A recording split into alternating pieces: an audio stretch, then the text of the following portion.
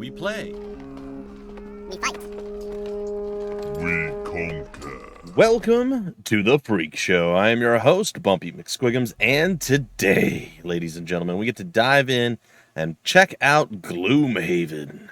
It is by Flaming Fowl Studios, Asmodee Digital, and Cephalofair, releasing today, October 20th, 2021.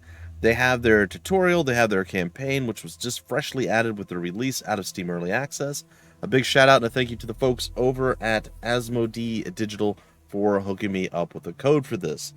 I have wanted to play this since way back when it originally launched into Steam Early Access, but I believe I missed my window. So, was super happy to get my hands on this, and we're going to dive in and we're going to play around.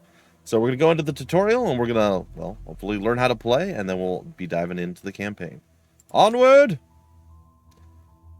Alright, the basics: grab and go, light on your feet, and don't get close. Oh, there's way more, okay. Attack modifiers: I am brute. Nice. A blade in the night, master of the elements. Brain over brawn, heart of stone, mind over matter. It all sounds like a lot of fun. Let's get to it. The basics. Taking the first steps in the boots of a mercenary is never easy. Start the tutorial to learn the very basics of Gloomhaven's mechanics. See, I like to do the tutorials first off because I like to understand how I'm going to play the game. Secondly, folks spend a lot of time, energy, and effort in making these tutorials. And third, you don't necessarily have to do them yourselves if you don't want after this. Welcome, Guild Master. I'm the Guild Trainer, and I'm here to guide you through setting up your own mercenary guild. Let's start with you guiding the brute through this first tutorial. Alright, let's do it. Before we get to the action, you'll want to acquaint yourself with how to adjust the view of the battlefield. So let's go over the camera controls. Alright. WASD to pan the camera, Q and E to rotate left and right, plus and minus or mouse wheel up and down to zoom in and out. You can also rotate the camera by dragging your mouse with the middle mouse button held. Try them now, press continue when you're ready. Alright, woohoo! That's a pretty good zoom. I like it. Zoom in. It's Q and E. Oh, okay, it's sectional. Okay, I thought maybe it was like hold to a specific time. No, that's fine. Sometimes the spin can get away from you, so I'm not mad at it. Is there a way to adjust your view at all? No, but you can, if you want to spin it, you can do it this way. Alright, that's cool. I like it. I'm here for it. Alright. Pretty basic as far as that goes. I mean, it's what you would expect, right? In Gloomhaven, you control a party of mercenaries, each equipped with a deck of ability cards. These cards are how your mercenaries will explore dungeons, fight enemies, and loot treasure. At the beginning of each round, the first thing to do is to select 2 cards for each mercenary to use on their turn. In this tutorial, the Brute has just 3 cards at his disposal, as you can see highlighted on the left. Okay.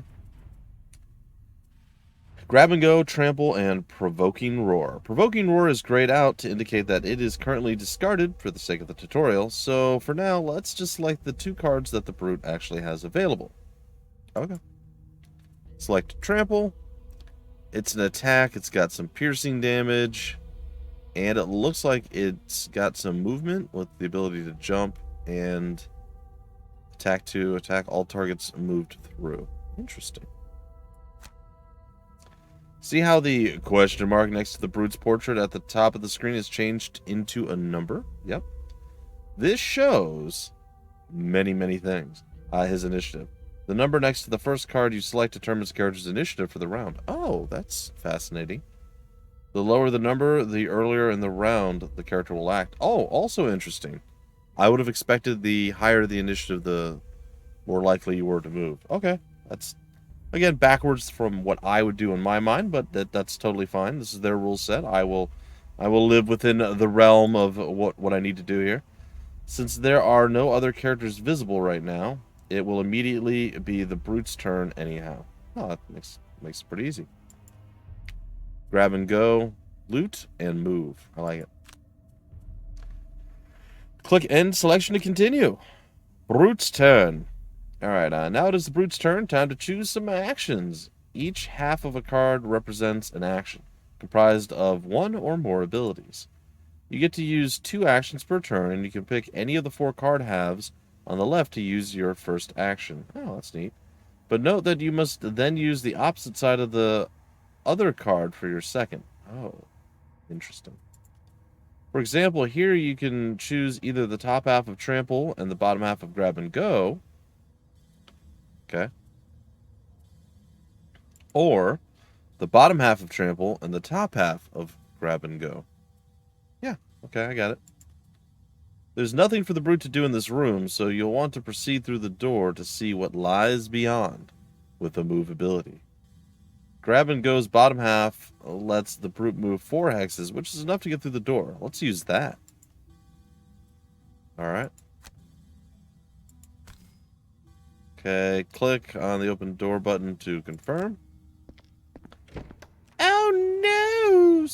This room contains your first enemy, a bandit guard. I don't like how I'm already at half health either. That's kind of a little disappointing here. Like player characters, monsters also select actions for their turn.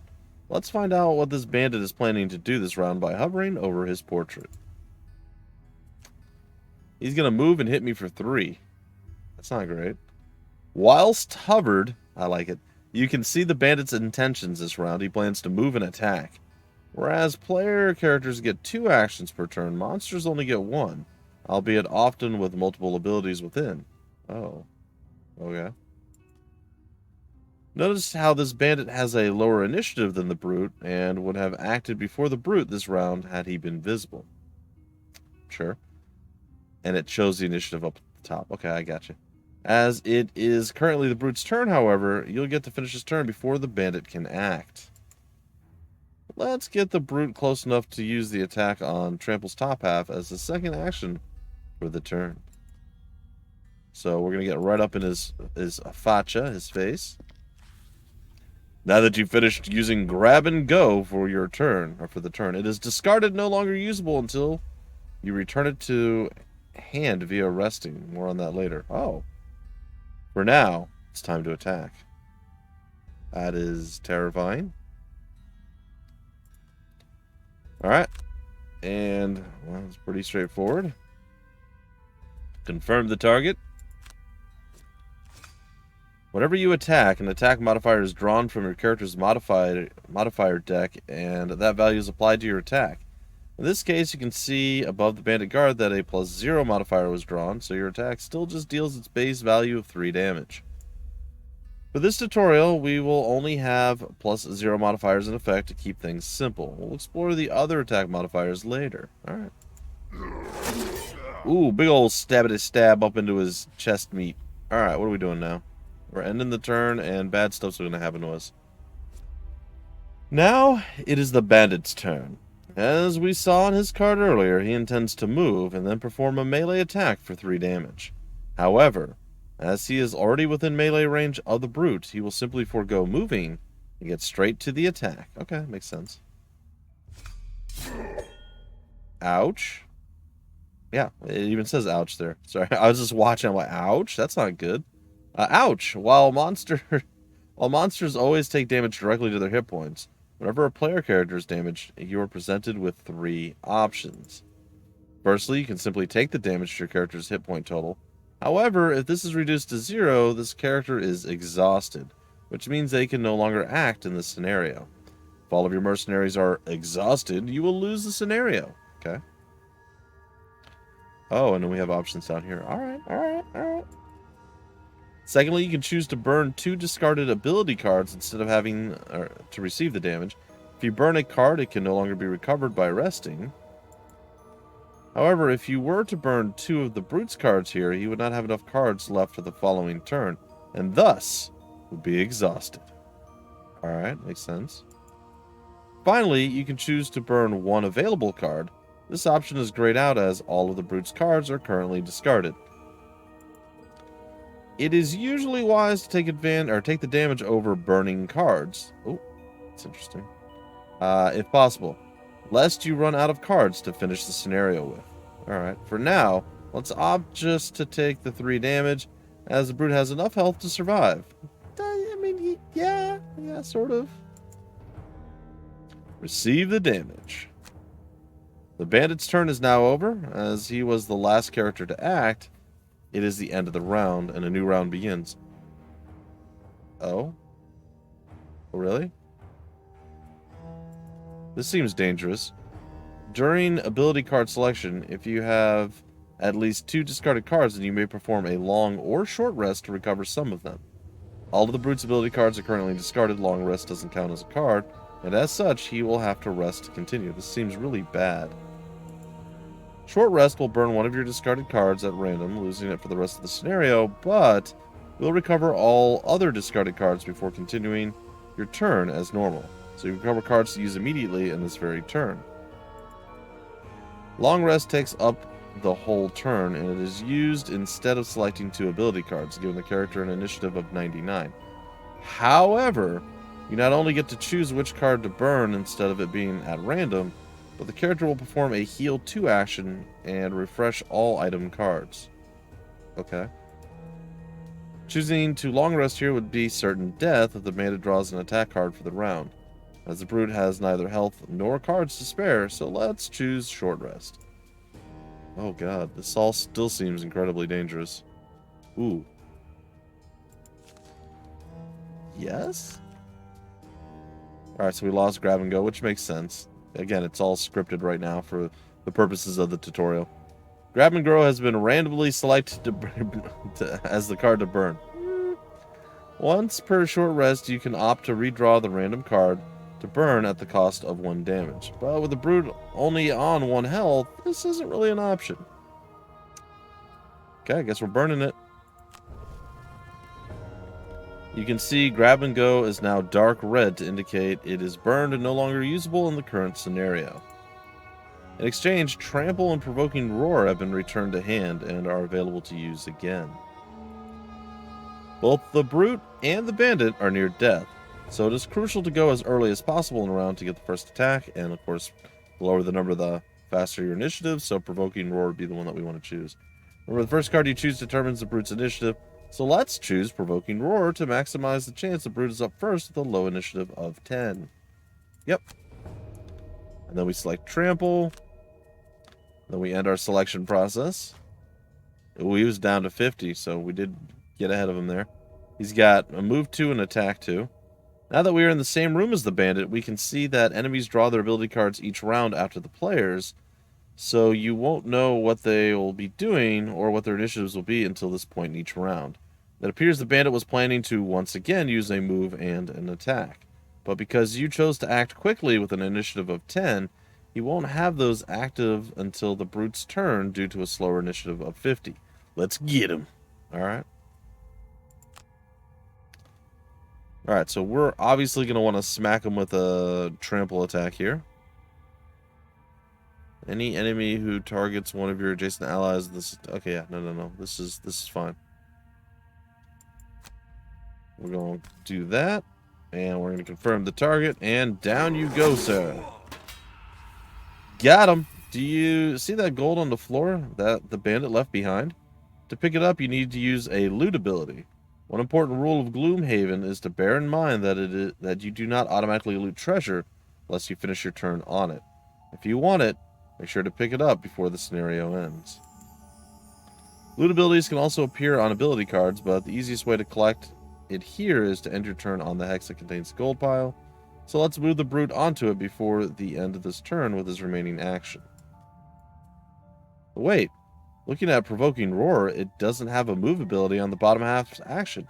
So how could the Brute reach the gold? I have no idea. We're about to find out, though. It does look like that every card has maybe a 2 move. This is where default actions come in handy. To the left and the right of the initiative value, so we could always do a 2 attack or a 2 move. That's interesting.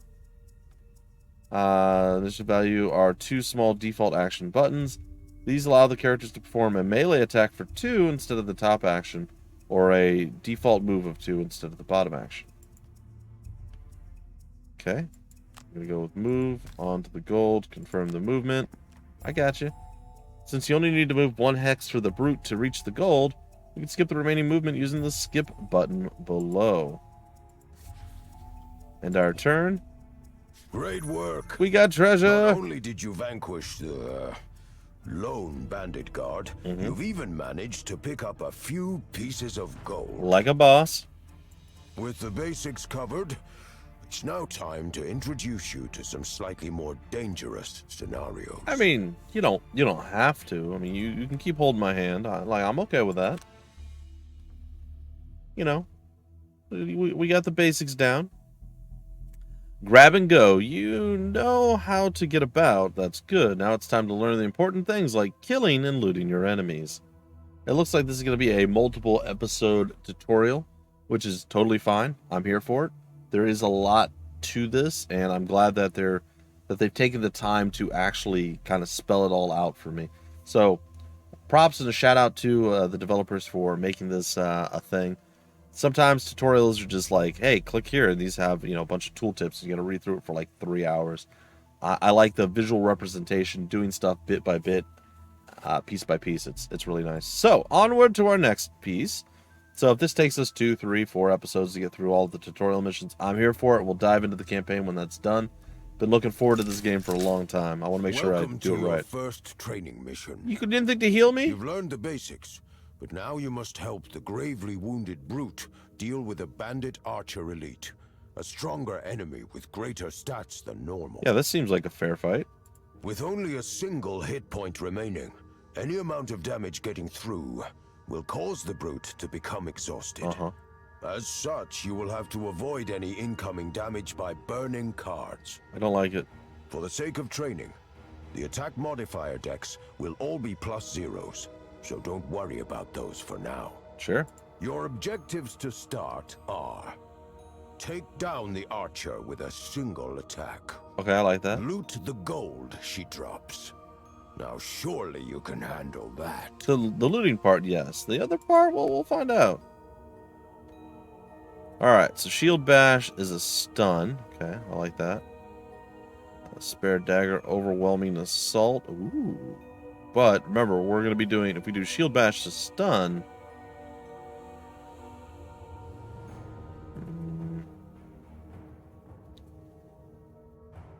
we can't really move my.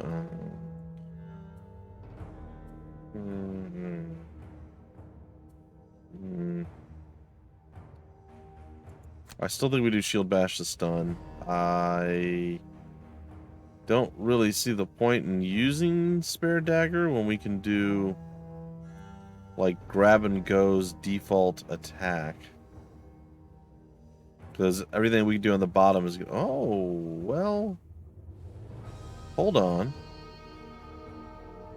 Yeah, no, we're gonna do overwhelming assault as a secondary. Okay, I like what I see there, and I'll explain. Well, you'll see it in action here. Oh god. She's faster than me. Of course she's faster than me. Why is that surprising in any way? Or like they did say we're gonna have to burn cards, otherwise we did. Burn 1 card available. I guess we're gonna burn our grab and go.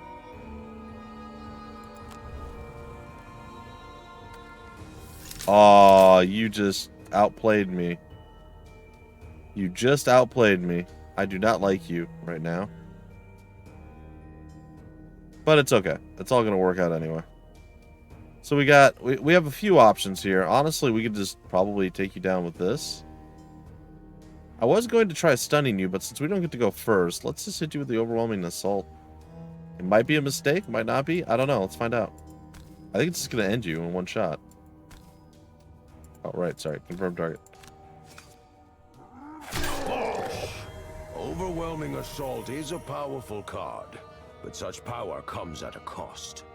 Actions like Overwhelming Assault's top half, with the flaming card icon in the corner, cause the card to be burned when it's used, meaning you can't use it again in this scenario. Okay. Time to grab that gold. That is good to know. I did not notice that. Oh, the flame. Okay. I see it there. I see it burn. Denotes that this card will not go into the discard pile after usage, rather into the burn pile. Okay. Well, that's good. So my original plan was going to be to hit him with a shield bash, then move here with overwhelming assault, and shove her into her own trap and take her down. That was the plan originally, but turns out that's not what we ended up doing, because She moved before we did, and she dropped a trap in the spot that I was going to go to. Give me that gold. Good job. Thank you. With no enemies left and your objectives complete, the scenario normally would have ended already, leaving that chest behind. However, for the sake of training, I'm going to set you another objective.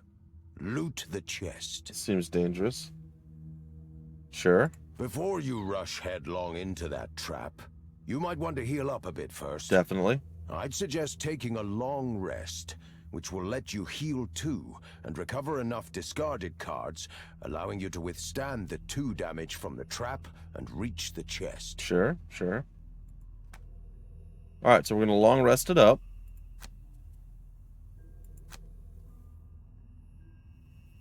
And select a discarded card to burn.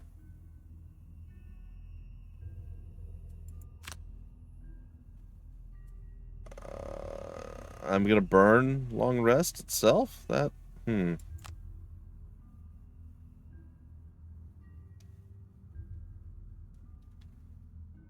Okay, I gotcha. I guess... Did I have Provoking Roar before? I feel like I didn't see that there. Because I could have gone even earlier. I guess I'll get rid of that. Wait, no. It had a disarm ability there.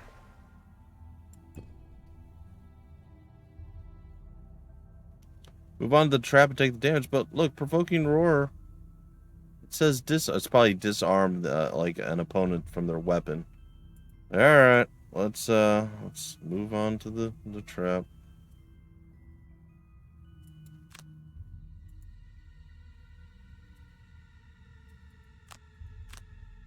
Oh right, I forgot. I gotta make my selection and then I gotta choose. All right. Confirm.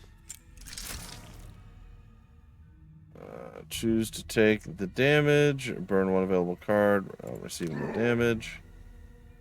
And then I gotta loot the chest? And do I do that just by moving onto it? And then ending my turn? Select a remaining action and skip it to end your turn. Skip attack. Hey, the Boots of Striding. During your movement, add +2 move to a single movement. Cool. Man, so yeah, you can open chests just by moving onto them. That's nice. Victory! Ooh, those Boots of Striding will come in handy next time you need a little extra mobility. Right. On to the next part of your training. Indubitably, sir. Thank you. Alright, we'll do one more of these, then we'll break off this first episode. It's cool. I like it. I like it a lot. It's definitely... Wait. This has got a... Oh, it has a check mark, too. It's just in, same color-esque as background there. Makes sense. Alright. Combine the skills you've learned to take down the bandit archer again. You'll need some extra help to get across those nasty traps. Well, I don't like traps. They hurt. Stunned characters must still select cards for their turn. Oh. So, you've learned about the basic attack and move abilities, but this time we're going to use some abilities with additional effects. Yeah. Like what? A move action with a jump effect Ooh. will help you here. Jump allows you to cross tiles containing obstacles or enemies, and even move over traps without triggering them, provided you can reach an empty hex to land on. Sweet.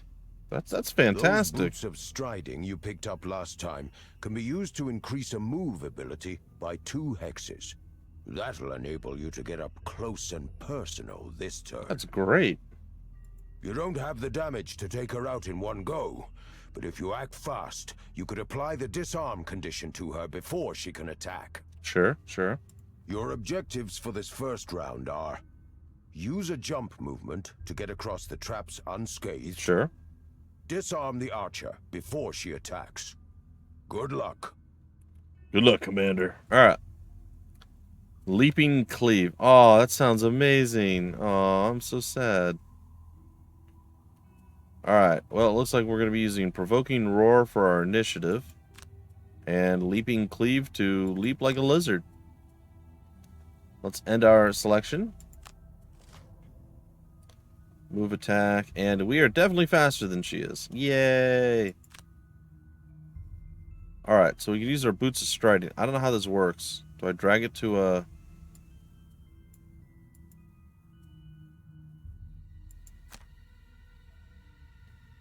Toggle the displayed items to add their movement. Oh, okay. And if I have that off? Okay. Ah, cool. Let's get there. Whoa! That was a really cool looking effect. I like that a lot. Alright, we're going to skip the rest of our movement. I think. I hope. I wonder if getting like on top of an obstacle or something might have been a good call. I don't know. And then we're gonna hit her with an attack 2 and a disarm together. Hooah! Sweet. You did it. Oh. Not only did you get a decent hit in with Provoking Roar, but thanks to the disarm condition you applied, the archer couldn't attack for the turn. Still expected her to move, though. It's strange. She's low on health now, so you should be able to finish her off. Your objectives this turn are: kill the archer, jump over the traps, and loot the chest. I want you to achieve both this round. Sure. So, I mean, we're going to have to do a short rest, right? Yeah.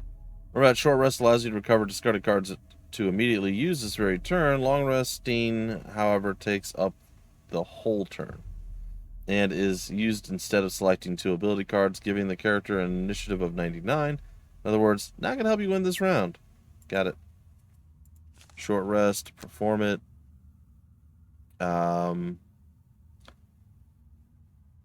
Yeah, I guess I'm going to burn Overwhelming Assault, sad as it is. Alright, once again, we could do that. Could do this too. Leaping Cleave. Alright, well, I think we need to go with the 2. She's only got 2 health. It should be fine. Okay, we're definitely faster. Excellent. So this time we'll start with our Provoking Roar attack. Should be enough to finish her. We could also just do the basic attack, or the default action, if you will. Stabbity, stabbity, poke, poke. Gone. Oh, but we're going to miss out on the gold. They want us to loot the treasure chest. Alright, here we go. I do want to double click. I'm glad that they don't have that, but I do want to double click. Like, I'm used to doing that. Air element warning. This element can be used for the rest of the round. Once used, it is unavailable for other characters. Weird. Because the brute is infusing air. And I love that they have this here, by the way. Just want to point that out. And oh, you can fast forward to increase animation speed. Oh, that's interesting. Okay, cool. We received a minor healing potion. During your turn, perform a heal 3 self-action. Nice. Now, do items get burned after use, or is it just like per Rest, scenario? Stab, and a jump right onto the chest. Nicely done. Thank you. That potion will surely be of use in the missions to come. Sweet. Alright, folks. I believe we are going to have to break off this first episode, but we are well underway to understanding the basics of Gloomhaven. We have gone through the first 3 scenarios, and we have a rough idea of what we're doing. It looks like there are several more to go before we're through it all, but I'm okay with that. Things are, they're picking up. I'm getting used to the basics I kind of have down. So now it's going to be all about the extra little special stuff. We get to learn about attack modifiers and so on and so forth. All right, folks, if you guys want more information about the game, where to get the game, information on the developer, publisher, any of that stuff, down below in the description of the video, there'll be various links with all that information. subscribe to the channel, like the video. You guys know the score. And until the very next episode, I have been your host, Bumpy McSquigums. Thank you for stopping by the Freak Show. We play, we fight, we conquer.